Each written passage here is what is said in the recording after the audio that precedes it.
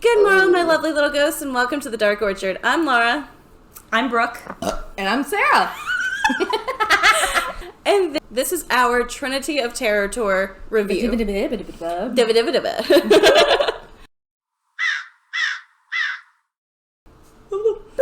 As I said in my intro, this is the Trinity of Terror Tour review, part 1. So, from the start, we did VIP. Sarah and I did VIP, and Brooke did general admission. Go number 1. Huh? I almost went number 1. So Sarah and I did VIP, and then Brooke did general admission. So we have two totally different views of what the concert was like. So we're gonna first stop. We're gonna first.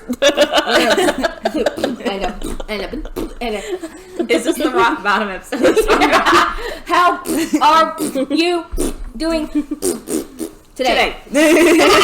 So we're going to talk about the VIP first. We're just going to do a very brief synopsis of the VIP. And so consider this a brief synopsis, and then part 2 from the studio will be the full synopsis of a concert. So the VIP, we stood in line. It was nice and shaded for the majority of the time, and it took like what, an hour? Roughly, From the time we got there.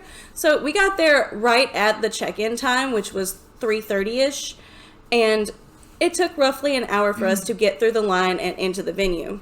Yeah. So Dawn from Ice Nine Kills checked us in. She checked our names off and then sent us into the building where Chevy from Ice Nine Kills gave us our VIP merch, which I will show you in the next video. Don't you love when I'm in videos with her? It's just so chaotic. So much chaos. She can't remember what she wants to say. So at the VIP, it ran a little differently than what we're used to. There was no like in-personal meet and greet, but Sarah being Sarah set the precedent for everything. Because that's who I am. When they ushered us down, they told us to get in a straight line, and then they cut a line off and ushered the part of that line from where they cut it off at down into the area in front of the stage, and the band members were on the stage.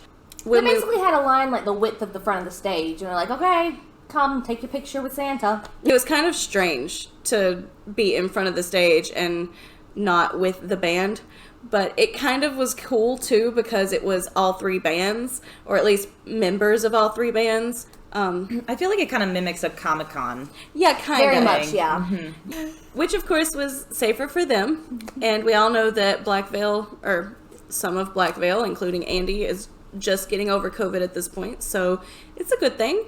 It's a good thing that we weren't, like, all up on them. But Sarah immediately V-lined down towards Spencer and had something to say. I went, are you going to tour with scary kids? Because that would literally make my day. Life, year, eternity, because the single that they put out with Scary Kids, Nightmare, has been my bop since it came out. It is stunning, and that would just be a beautiful tour. But then Chevy would shout for us to turn around and take the picture, but I had a couple of interactions too. Chris Motionless said he liked my makeup because I had done the Cyber Hex makeup on one side of my face and then Ice Nine Kills on the other side of the face. And I was wearing a Black Veil Bride shirt, so I was like representing everything and very vibrant. And when he said that, I said, I did it for you. And he got a little shy with it. Got a little bashful. And it was really cute. And then Andy recognized me from the other end of the stage, but it was after we had taken the picture, so I couldn't like run down there and talk to him. But he waved at me, and then he took another opportunity to wave at me again before I stepped away after taking the picture. And I didn't know what to do. I mean, it's hard to know what to do when you have a stage full of people that you want to talk to, and Sarah goes all the way to the end. Well, we were very first in line, so we had to go all the way to the end anyways. And Right. I literally like waved at everybody as I walked, and then immediately got down to the point. I'm a lady who knows what I want. Yes. So that was pretty much it for the VIP. It was a very quick interaction, but it was a very rememberable interaction because like a one-on-one conversation with Chris Motionless, and then the acknowledgement from Andy, Sarah having like real talk with Spencer. It was just blowing Laura's mind. It was amazing. So once the VIP was over for us, we went around and down the steps to wait for the VIP to be over so that we could get barricade. Boogie down. So the second that they told us it was over, we hit the barricade and it was like a wave of people just. Yeah. Rude people. Very rude. Hateful people. We'll get to that. The uncomfortable. We're hoping you'll go to bed at that point in the review so that we can. No, get to we're that. like almost there. So we get to the barricade, and I wanted to be stage right, but on the left, so I could see both Ricky's, Ricky from Mice and Kills and Ricky from Emotionalism White, because I enjoy their stage performance, especially when Justin's not there. But we ended up on the right, and that was fine, because it was the easiest accessible, and we could not have gotten barricade if we went left, because everybody else was to the left. Yeah. But basically, it would have been the fight for our lives. Yeah. But basically, we stood there until general admission opened and Brooke came in. So what was your experience coming in? So the line, I got to the venue at 4:30. It was maybe like 4:30, 4:40. The line was at least 200 people deep at that point. It was wrapped like halfway around the building, it was basically like it came from the door out a little bit into the parking lot, down, and then like past the tour buses when I got there. And that was an hour before the doors opened. Wow. So it was pretty intense. I was lucky enough with my friend when we got in line, it was right in the shade. There was like a tree, and it was, in the parking lot, but there was a tree with shade. Legit saw a woman, probably 30 people ahead, already sunburned from standing in line. It was, and like we were watching her getting redder and redder. It was like watching a lobster cook. Oh my God. It was it's like you're so watching tragic. You're watching that one piece of toast and you're like, please don't burn, please don't burn, please don't I'm burn. gonna pull it out right now, and it's already done. Pull it out. So there were a few people Love a good that pull. actually stepped out of the line to get into the shade, because there was, at the House of Blues venue, there was a chain link fence around the parking lot, and some of it had some overgrowth that made a nice shaded spot, but there were people in front of us that were dead in the sun that had to go in the shade. So if you're gonna go, check out your venue, see what, if you've already been and you know the line situation, just be prepared. Hydrate and eat ahead of time. I mean, that's just common sense for concert going, but really like bring something with you for in the line. And put on some sunscreen. we are not quite summer, but if you're especially in the South like we are, just be prepared.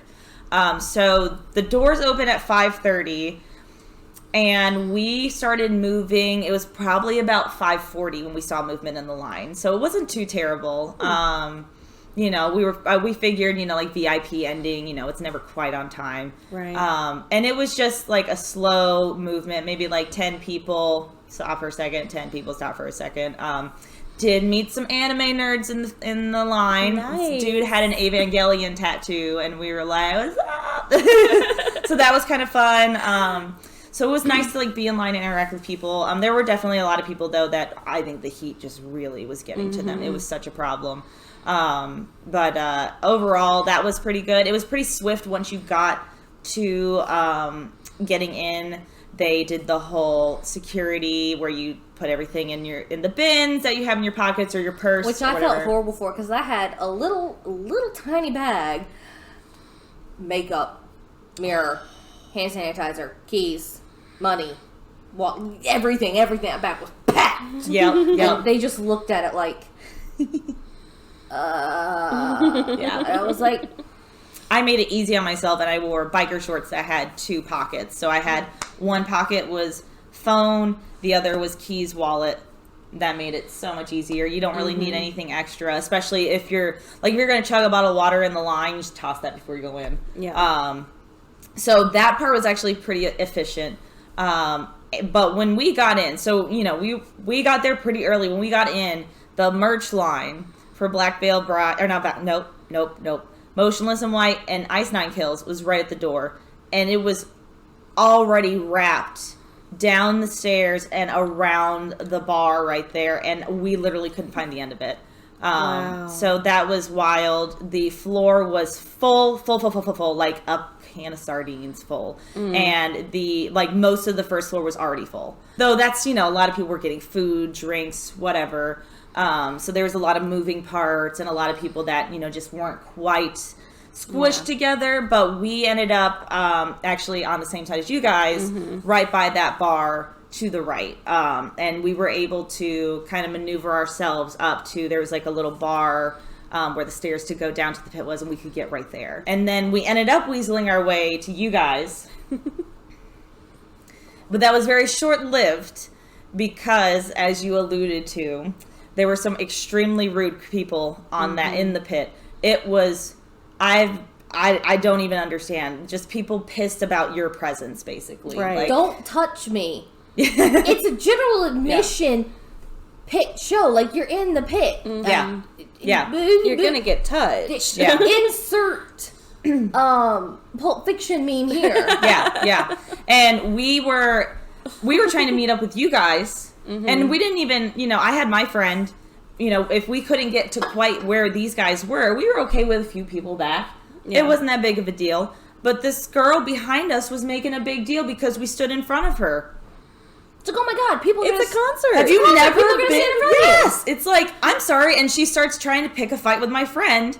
And because my friend just is kind of like trying to ignore whatever she was trying to start and just basically says, well, you're being a problem.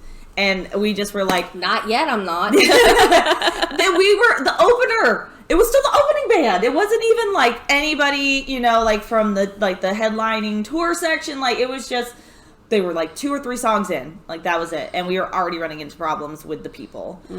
So we kind of floated around to try and find like that spot. Ended up on the second floor, same side, on the right side. Met some very lovely people up there because I am in the 30 crowd. I have 0 tolerance for the children. Which is obviously one of them was the one who tried to pick a little fight with us. So, and when they pick fights, they're never willing to commit to it. No. They just want to talk a big game, and I'm like, Yeah, it's very much, you're not accommodating to me. So I'm gonna whine about it. Right, until I get my way. And my friend drove 5.5 hours from Georgia to get there for on that day, and then was leaving at 1:30 in the morning. But I guarantee, if you actually squared up with any of these children, they would shit themselves. Yeah, exactly. It's like you're gonna talk a big game and make a headache, and be literally be a headache and a problem for everyone else around you. Yeah, you better be ready. But literally, we're all millennials. We're accustomed to talking a big game and then having to handle the consequences. Yeah. Even if it means we get the absolute daylights beat out of us. Yeah.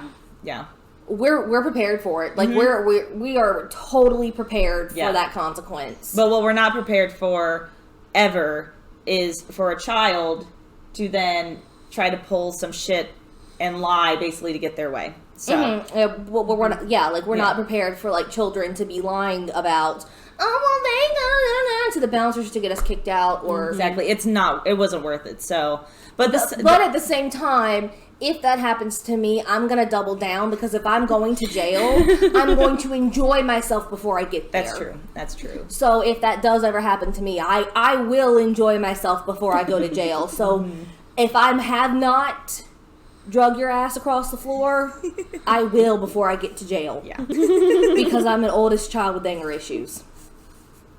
Hence why you're on a metal show. Right? Exactly. It's a metal show. Yeah. The rules of the pit are, you don't pick on people smaller than you, and if you knock them down, you pick them up, you dust them off, you ask them if they're good. If they say they're good, you trust them. If they say no, you get them out of the pit and you go back to moshing.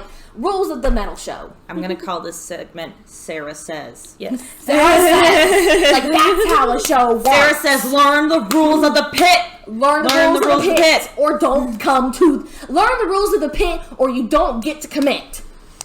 I thought it was really weird that they made the announcement before Fame on Fire. Fame on Fire. Before Fame on Fire came on, they made an announcement saying that if you mosh or crowd surf, you would be subject to ejection. Yep. And I'm sitting here going, that's why I came. Right. It's a metal show. You always mosh and crowd surf. It's a metal bullshit. Yeah. So now we can't mosh or crowd surf in peace. Mm-hmm. Honestly, I will say if like, because I like to like super headbang, like let my head like forehead touch my knees. I'm sorry, my hair whipped you in the face. Yeah. It's a show. But it was, if you go to a venue with a second floor, there was plenty of space at the House of Blues upstairs, and I was. If you don't want to be touched, go upstairs and sit. Yeah, I was literally between an elderly couple that had been to see Ink 5 times.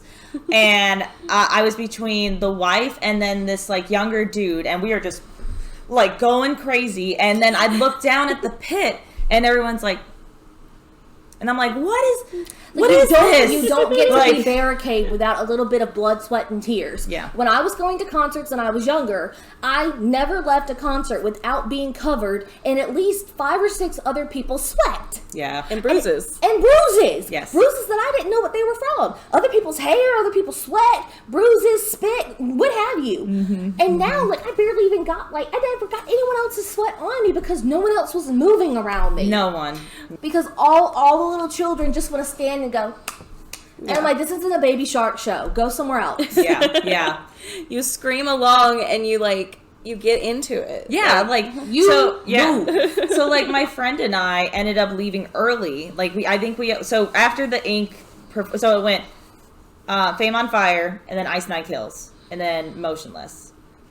In between Ice Nine Kills and Motionless was when we decided to go to the merch booth, which was good for the line. There was not really as much of a line, but a lot of merch was already sold out. So if you want your merch, you just need to go. If you're a general admission, just stand in that line. Just dedicate yourself, because if there's something you absolutely want, like I really wanted the Emotionalism White Haunter t-shirt, they were all gone. There wasn't even an option for an extra small that I could I'll figure it out, you know. I will cut the design out and put it something to a tee that fits. Listen, just friggin' take it 2 pieces, put some laces on the side. We're done. But look, like when I was going to shows, like if you were standing still and just kind of, you move to the back. They would the band would stop the show and make fun of you. Yeah, that's true. Yeah, they would literally stop the show, point you out, and go, "Why are you here? Do you not know who we are? Are you not having a good time? Why are you here? Leave." That is something I was thinking about on the band's perspective of this kind of thing, because part of I was talking with my friend because we ended up leaving early. Yeah. I'm like, the crowd energy isn't the same. It's so disrespectful to the bands. You go to a show to commit and give them your energy. Yeah, exactly. You go to the show to give them your energy, to show, and that's what makes physical support. And that's what makes it unique. That's the reason why they continue to tour, is to see that. They don't care about how many bodies are in the venue. They want to see bodies that are moving and having fun. And if you're just standing there filming, or just I saw some people from above, literally, and I get it, it's a multi-band show, maybe that's not your favorite band, but literally just, But I mean, if you're just, in there and you're just, you're really not giving the band any reason to continue to tour and make music. Yeah. And I personally would not want to be one of the reasons why the band stops touring. So even if I don't know all the lyrics, I'm still going to freaking jump and dance because I can at least guess the rhythm of the song. But literally, the bands go on tour to get that to get the love and the energy from their fans. And if you're just standing there and you're not actually moving or dancing or moshing or doing all that all that stuff, they're gonna think that we don't love them anymore. Also, why are you there? It's it's kind of like a why are you here, kind of a waste of time feeling, but also they're going to think that we don't love them anymore. And who's going to waste that time? Who's going to spend that time away from their family and their loved ones and their personal life to go on tour for people that don't love them and aren't making it worthwhile? Chris multiple times tried to get people to interact, and you could just see it in his face that nobody was enjoying it in his eyes. Especially in the back, he looked really defeated. Because I wasn't up I wasn't up at the barricade for that set. That was after I had my blood pressure issue. Yeah. And had to leave. And I could see it from the back. He just looked so frustrated. And I was like, dude, I feel you. I'm watching this crowd. They're boring as hell. I mean, like, maybe the crowd actually got scared by the warning of being ejected, but after the first crowd surfer went and they didn't get ejected, that was your... Like, the crowd surfers started going, but, like, other than that, like, other than the crowd surfers going, it was just a still crowd. Yeah, it was very awkward and just like for even just someone who has been a fan of both of any of the groups, and especially people who are huge fans of all three, it was just like kind of exactly. It was like disheartening. It was because you also like we go to the shows not just to see the bands, but to be amongst people who are like us and like the same things as us.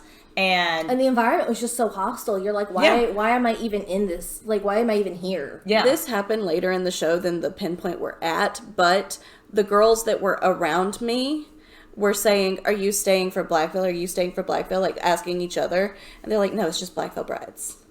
Like, wow. It doesn't matter who you're staying for. You've bought the ticket. You've paid the money. Stay and support everybody. Also, how fucking disrespectful, right, to the actual fans. Like, it doesn't matter if I thought any band was absolute trash, which I don't, because they are putting so much time and effort into their craft. I don't particularly like any of these bands because none of the music just really vibes with me. Right. But you can But respect I have them. seen them. How many times have I seen them with you? At least 3. At least 3, and I have enjoyed every single show because they put on a good show. But they are giving it their all. But also the fans around you. There's this, and I feel like we could get onto like a ginormous philosophical conversation about this, but the general idea of giving a shit about other people around you and how they feel. That just doesn't exist anymore. Because like there I was in a Black Velvet shirt, in a literal like big letters, black. Like if I wore this, right? You know, like, and every single girl around me was like, "No, we're dipping out after them. We don't care about Black Velvet Brides. It's just Black Velvet Brides." Those were the words I kept hearing. It's just Black Velvet Brides. And I'm like, that's so disrespectful to everyone around you. And like, how selfish do you have to be so caught up and self-centered in your own little world? It could be a generational thing. It could be a location thing. But you guys will be going to another show. You're going to be going to Charlotte, which I've gone to shows in Charlotte that have been phenomenal. I've never had a bad experience at a Charlotte show. Yeah, so that'll be, I think, the real test. So on the flip side of that, we actually did meet a really cool girl. Her name was McKenna. And her dad works at the venue. And he was wearing a Superman shirt. And he was very much my Superman.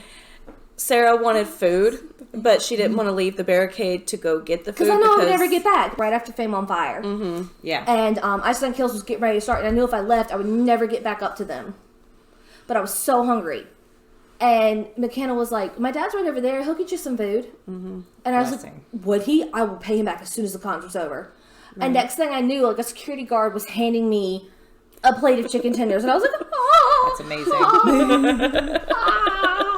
Chicken tenders. I inhaled them. Yep.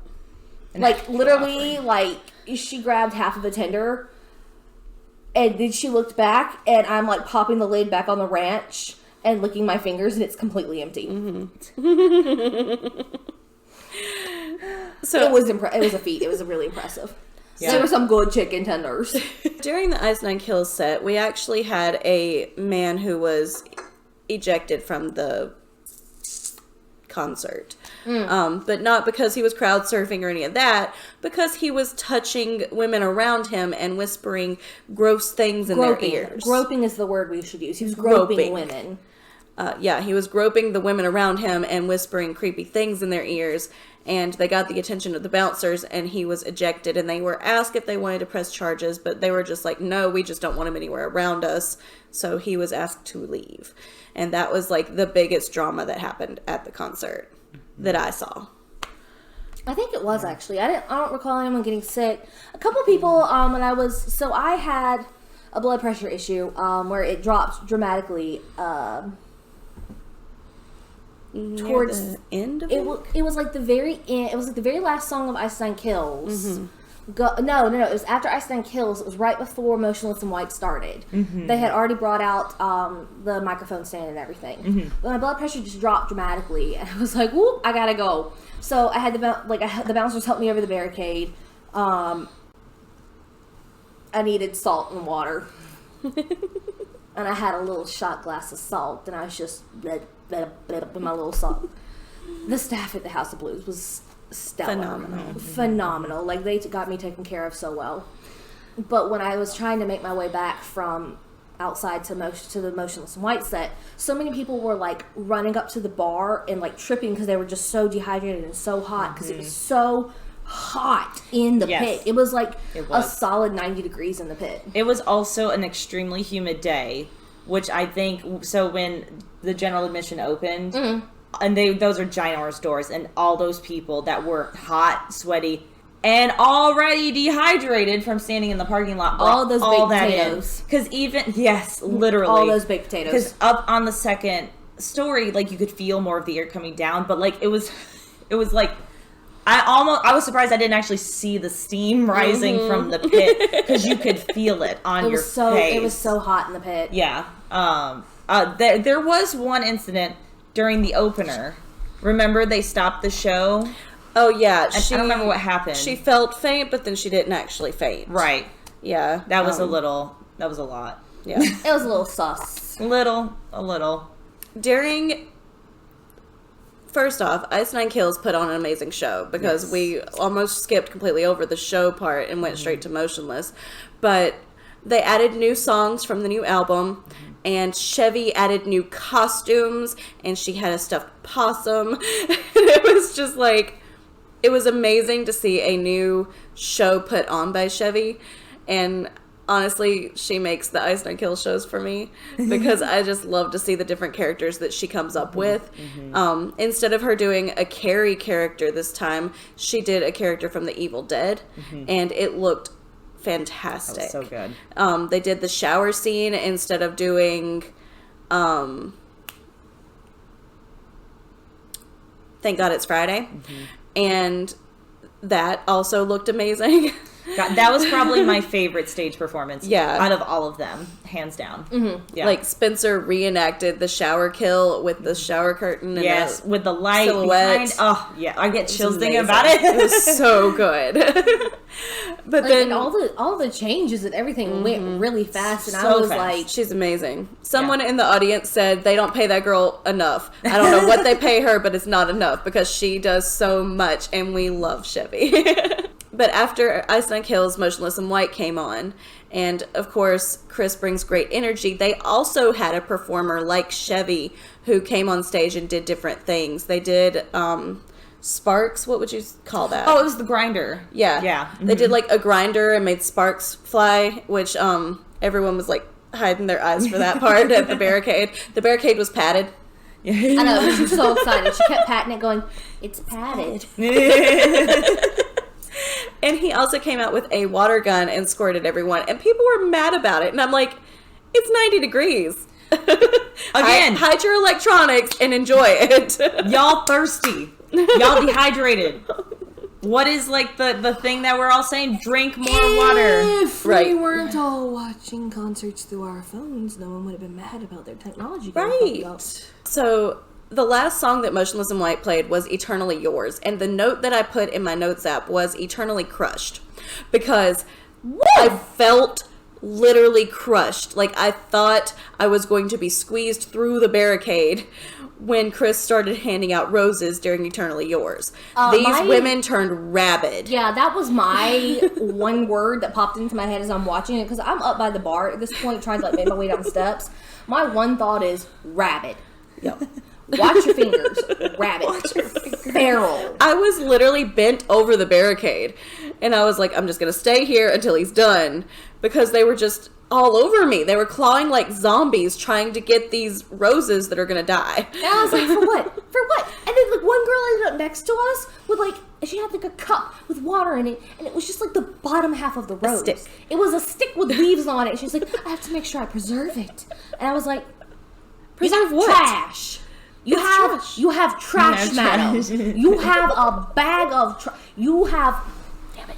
You have a cup of trash. You want to preserve trash? You have trash. Listen, there's one thing like when you catch a guitar pick, Right. or Oh, something yeah. like that. Andy even Really threw a simple. bandana that had $4,000 in memory of his grandmother. That's a keepsake. Yeah. Like Yeah. that you frame with a picture of him and his grandmother. That's something amazing. When the guy threw the Ice Nine Kills set list and the girl caught it, she said, "Is this a tissue?" Because he balled it on.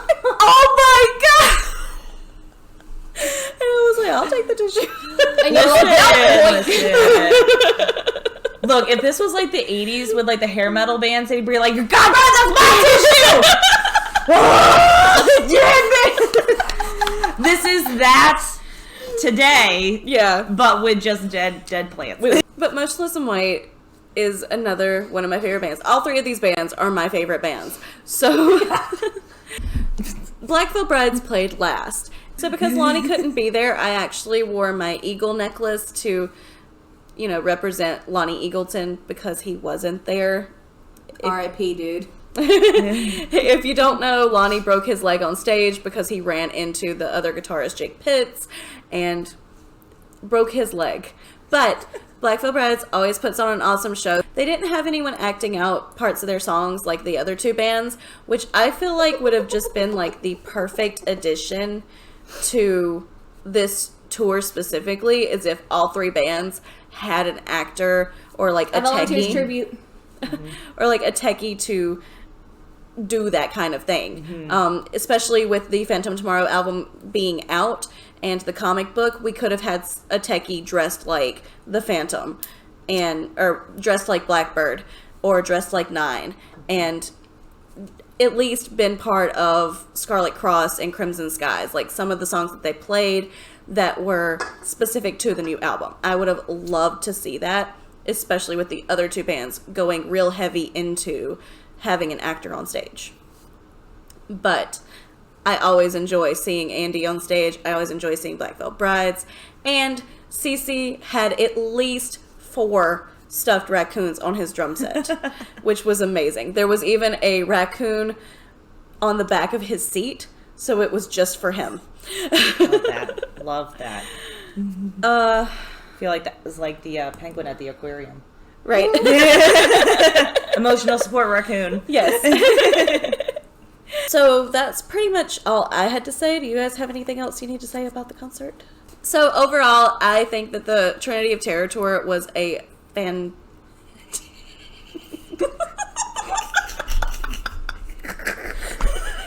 Stop it. Listen. I'm doing. She knows what I'm going to say. Hold on, everybody take a deep breath. We gotta take a deep breath. Ready? Take it. You have got to breathe. You have got to breathe. Good girl. Yes, that's it. Okay, go ahead. So all in all, I think the Trinity of Terror Tour was just a fantastic idea.